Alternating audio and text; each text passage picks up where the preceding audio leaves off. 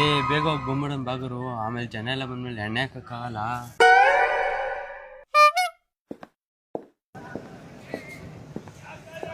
ಏ ಮುಗಿತೇನಪ್ಪ ಅಡ್ಗೆ ಕೆಲಸ ಇಲ್ಲ? ಅಣ್ಣ ಮಾಡ್ತಾವ್ರೆ ಮಟನ್ ಸಾರ್ ಆಗೈತೆ, ಮುದ್ದೆ ಒಂದ್ ಬಾಕಿ ಐತೆ ಮಾಡ್ತಾರೆ. ಹಾ ಮಾಡ್ಲಿ ಲೇಟ್ ಆದ್ರೂ ಪರವಾಗಿಲ್ಲ, ಊಟ ಚೆನ್ನಾಗಿರ್ಬೇಕು. ಅದ್ರ ಬಗ್ಗೆ ಟೆನ್ಷನ್ ತಗೊಂಡ್ಬಿಡ್ರಿ ಅಣ್ಣ, ಮಾಡ್ತೀವಿ.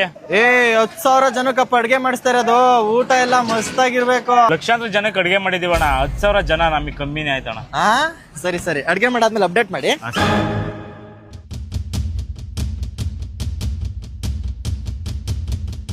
ಅಣ್ಣ ಅಡ್ಗೆ ಎಲ್ಲ ಮುಗೀತು. ಏನಪ್ಪಾ ಇಷ್ಟು ಬೇಗ ಮುಗಿಸ್ಬಿಟ್ಟಿದ್ಯಾ?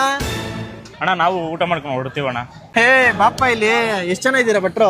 ಅಣ್ಣ ಒಂದ್ 400 ಜನ ಭಟ್ರು ಇದ್ದೀವಿ, ಕ್ಲೀನಿಂಗ್ ಅವರೆಲ್ಲ ಸೇರಿಸು 500 ಜನ ಆತೀವಣ್ಣ.